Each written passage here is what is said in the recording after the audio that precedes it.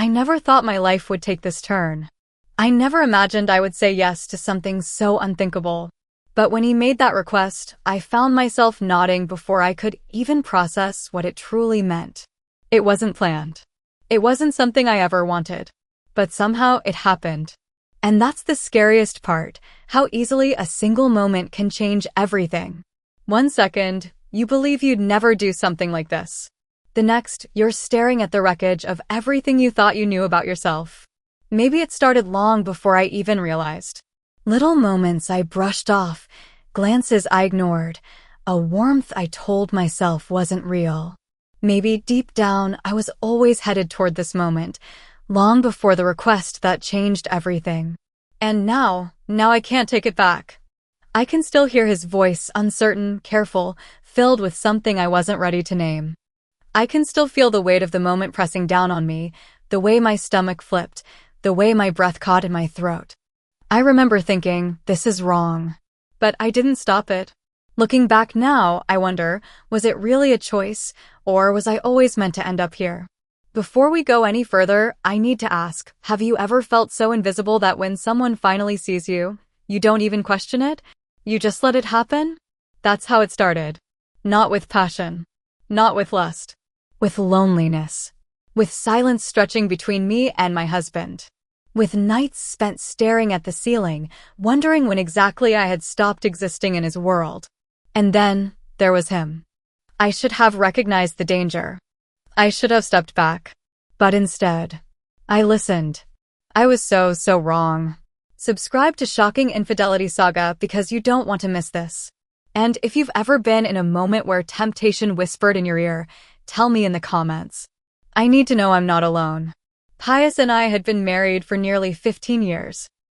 In the beginning, it was warm, full of quiet moments of understanding, late-night whispers, and laughter that came easy. But years passed and something changed.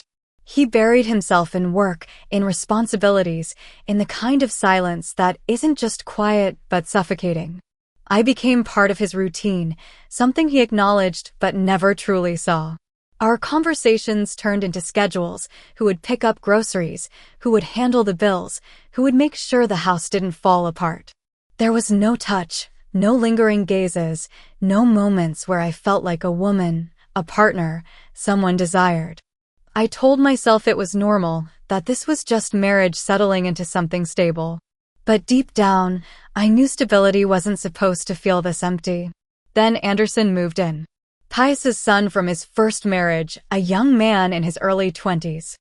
I hadn't seen much of him over the years. He lived with his mother, visiting only on holidays, staying just long enough for polite conversation before slipping back into his world.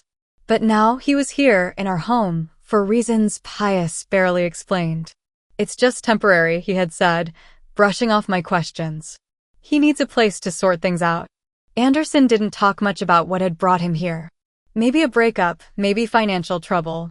He kept to himself at first, moving through the house with quiet hesitation, trying not to disrupt the rhythm of a home that barely had one. But I noticed things. The way his eyes lingered a little too long when I spoke.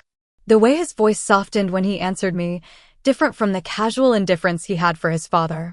The way he'd step in to help with things Pius never noticed, reaching for the high shelves, taking the bags from my hands, asking if I needed anything when he left the house. Small things. Harmless things. At least, that's what I told myself. Pius, as always, remained oblivious. He worked late, came home exhausted, muttered a few words before retreating to his office or bed.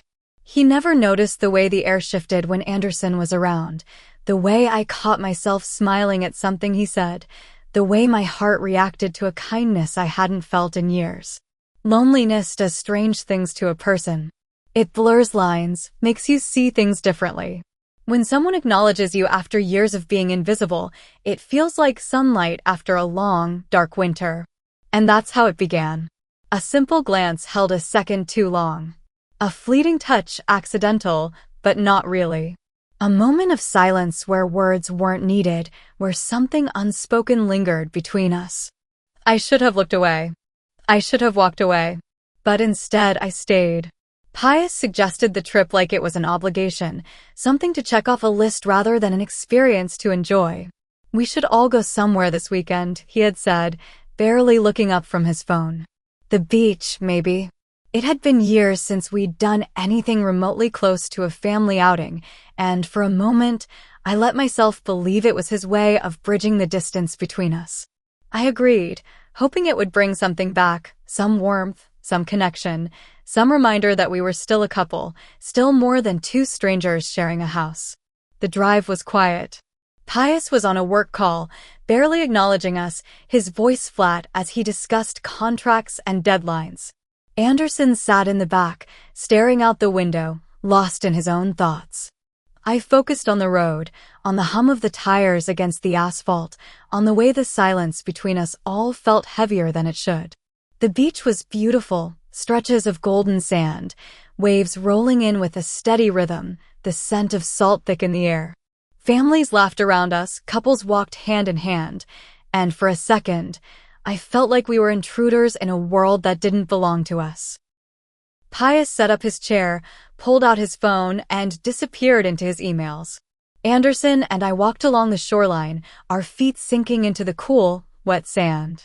The wind tugged at my hair, and for the first time in a long time, I felt something close to peace. And then he spoke. "Sheila, can I ask you something?" There was something in his voice, hesitation, uncertainty, a weight I didn't understand. "Of course," I said, glancing at him. His gaze was fixed on the horizon, like he was afraid to meet my eyes. "Have you ever felt like you were just existing? Like no one really sees you, no one really cares?" The question hit me harder than I expected. I turned my face away, watching the waves, pretending the wind was the reason for the sudden tightness in my chest. "Yes," I admitted. "I have." He nodded, as if he had already known my answer. "My whole life," he said, his voice quieter now. I felt like I was just there. Like I could disappear and no one would even notice. He exhaled, shaking his head. "Even my own father barely acknowledges me. I try to talk to him, but he's always too busy, too distracted. And my mother, she has her own life. I'm just in the way." I swallowed hard, something painful tightening in my throat. "You're not in the way," I said softly. "You matter." For the first time, he looked at me. Really looked at me.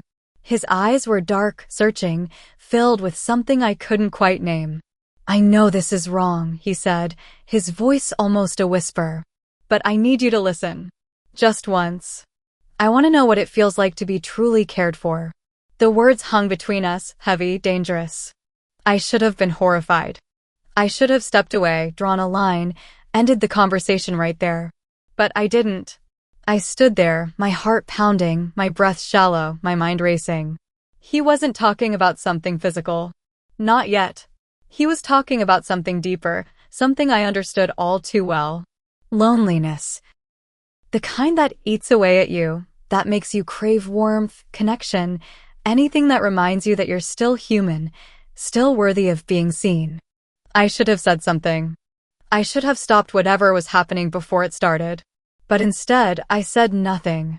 And that silence? That was the first step down a path I could never come back from. That night, I lay in bed staring at the ceiling, listening to the rhythmic ticking of the clock, the distant hum of traffic outside, the quiet breaths of Pius beside me. Sleep didn't come. My mind wouldn't stop. Anderson's words echoed in my head. "I want to know what it feels like to be truly cared for." I turned on my side, pressing my face into the pillow, as if I could smother the thoughts out of existence. But they were relentless. It wasn't wrong to care about someone, was it? That's what I told myself. He was lonely. Just like me. This wasn't about desire. It was about understanding.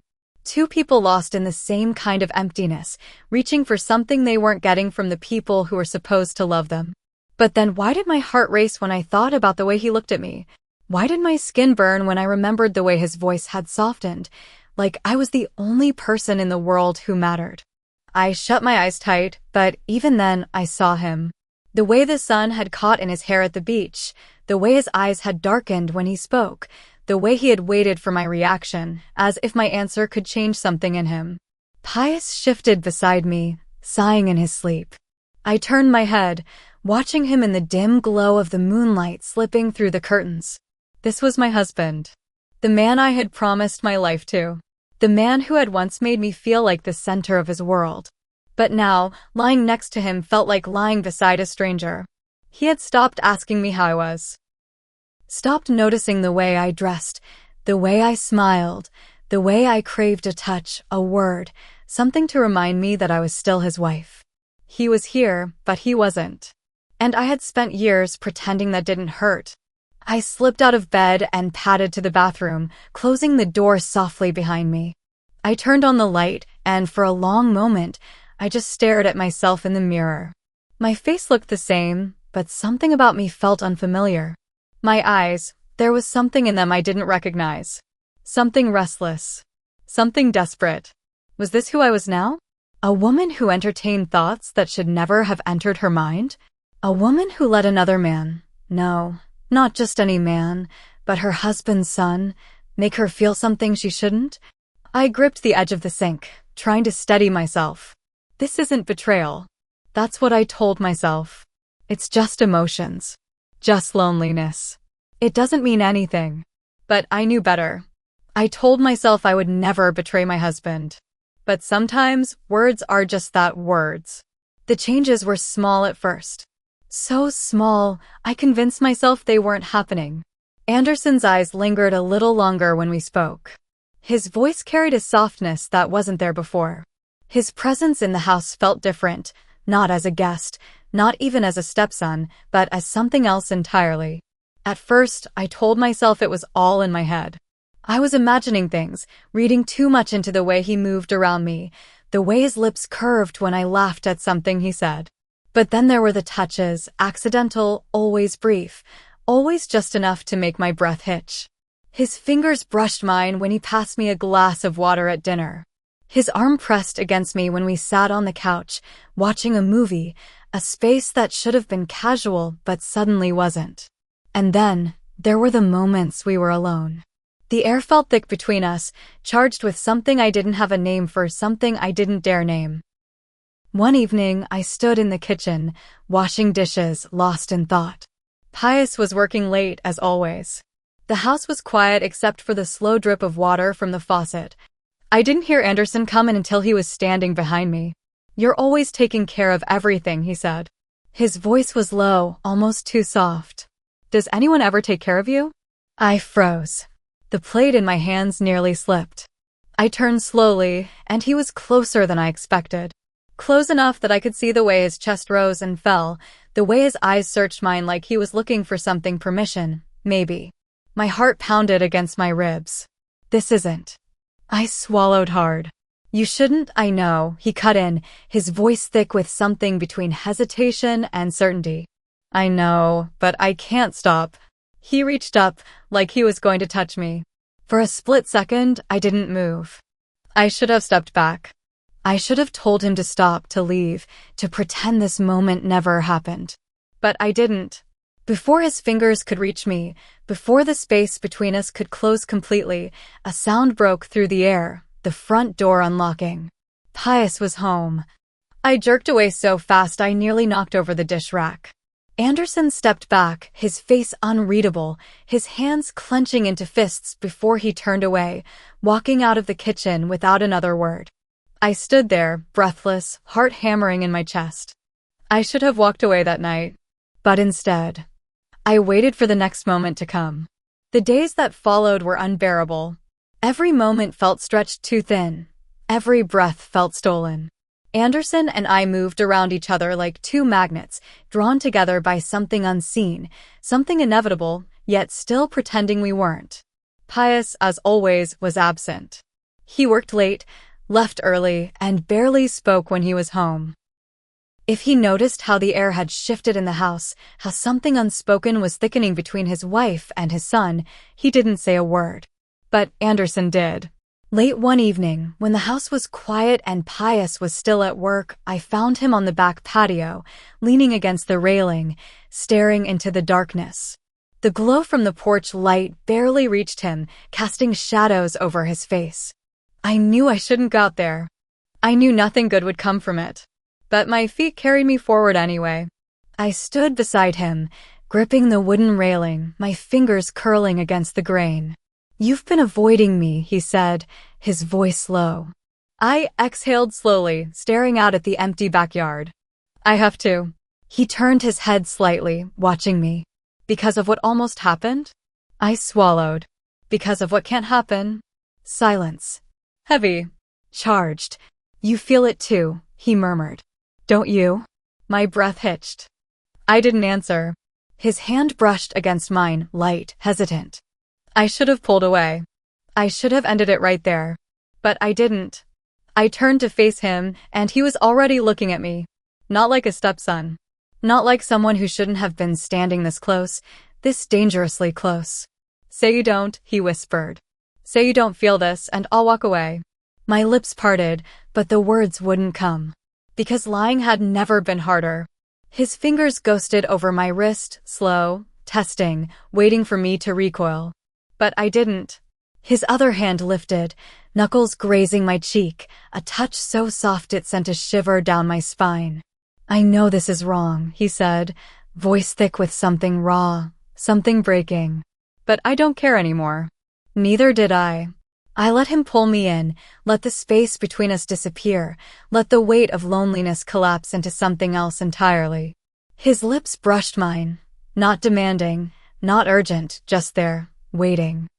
I could have stopped it, but I didn't. When I kissed him back, it wasn't hunger that drove me. It was need. A desperate, aching need to feel wanted, to feel alive again. And then, suddenly, it wasn't just a kiss. It was hands in my hair, fingers gripping fabric, bodies pressing too close in the dim glow of the porch light. A breathless sound escaped me, half a gasp, half a confession. The railing pressed into my back. His breath was warm against my skin. And then, the sound of a car door slamming shut. We tore apart. My chest heaved, my mind spun. Anderson's eyes were wide, his lips slightly parted, a mixture of relief and turmoil battling in his expression. Pius was home. Reality crashed over me like a tidal wave. I had crossed the line. There was no taking it back. That night, I sealed my fate. But I had no idea how much worse things were about to get. The house was different after that night. I felt it the moment I stepped inside, my skin still tingling, my breath still uneven, my pulse still erratic from what had just happened. The walls seemed closer, the air thicker. Every object in the house, every chair, every picture frame, every door, felt like it was watching me, silently accusing. Pius walked in behind me, tossing his keys onto the counter like he always did. His voice was distracted, tired. "Long day," he muttered, loosening his tie. "I swear, these meetings are getting worse." I nodded, my mouth dry. I could still feel Anderson's lips on mine. I didn't know what I expected.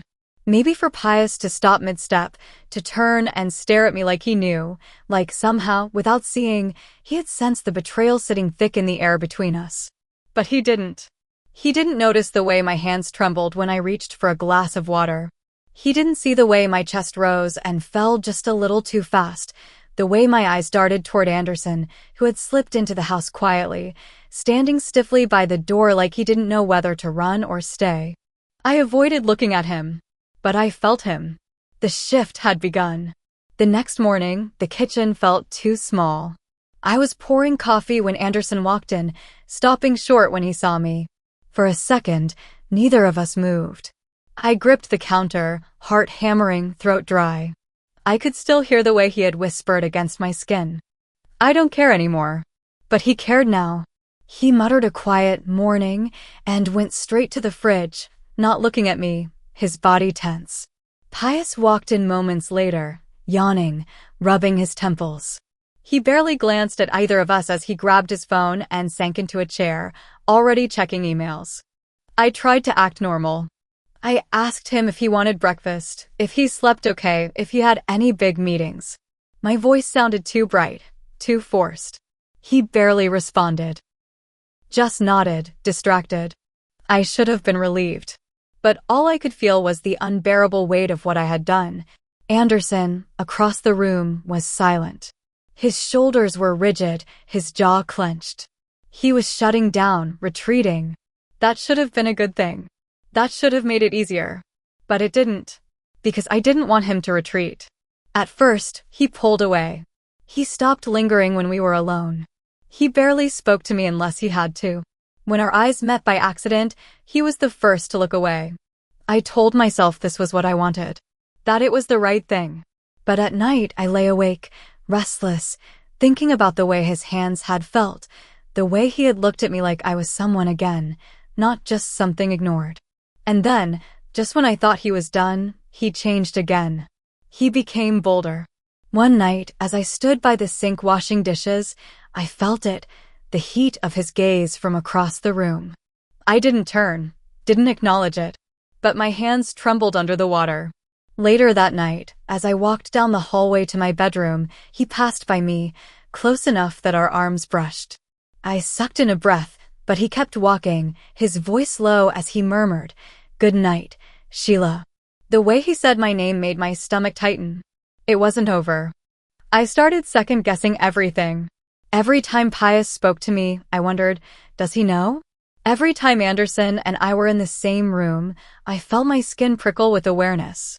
Every time my phone buzzed, I expected a message from him. I didn't know what was worse, the fear of being caught, or the fear of losing something I shouldn't have wanted in the first place. And then came the signs. Little things. Things I wouldn't have noticed before. A glance from Pius that lasted too long. A pause before he answered my questions. A shift in the way he looked at Anderson, something assessing, something suspicious. Maybe I was imagining it. Maybe the guilt was twisting my mind, making me see shadows where there were none. Or maybe the secret wasn't as safe as I thought. The weight of it all pressed down on me, thick and suffocating. The guilt, the fear, the longing, it never left. It followed me through the halls of my own home, sat beside me at the dinner table, laid with me in bed at night like a silent ghost, whispering, reminding me of what I had done. I told myself it was a mistake. That night on the porch, that moment our lips met, it shouldn't have happened. It was wrong. But if it was truly a mistake, then why did it replay in my mind over and over, like a song I couldn't turn off? Why did I lie awake at night, staring at the ceiling, tracing the memory with trembling fingers, feeling my breath hitch just at the thought of it? It was a mistake. But was it? Because for the first time in years, I had felt something. Something real. Something electric and undeniable. Something I had forgotten existed. I had spent so long feeling invisible, moving through life like a ghost, my presence acknowledged but never truly seen. I had convinced myself that love didn't have to feel warm anymore, that marriage was about endurance, not passion, that being ignored was just a natural part of settling down. And then Anderson looked at me. And I saw myself through his eyes. I wasn't just a wife who folded laundry and prepared dinner. I wasn't just the woman Pius walked past every morning on his way to work. I was someone worth noticing. And that terrified me. Because if that was true, then what did that say about my life? What did that say about the years I had spent convincing myself that I was happy, that I didn't need anything more? I told myself I could walk away, that it had been one moment of weakness, one lapse in judgment. I would pull back. I would let things settle. I would forget. But deep down, I knew. I wouldn't forget. I couldn't. Because something inside me had already shifted, something I couldn't put back into place.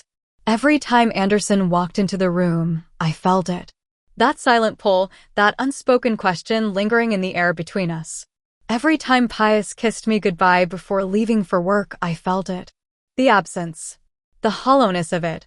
I looked at myself in the mirror and didn't recognize the woman staring back. Was I just a weak woman who gave in? Or was I finally being seen? Either way, I wasn't sure I had the strength to stop what was already in motion. Loneliness does strange things to people. It blurs lines, makes you crave things you shouldn't. It turns the unacceptable into something that feels almost justifiable. And once you cross that line, there's no going back.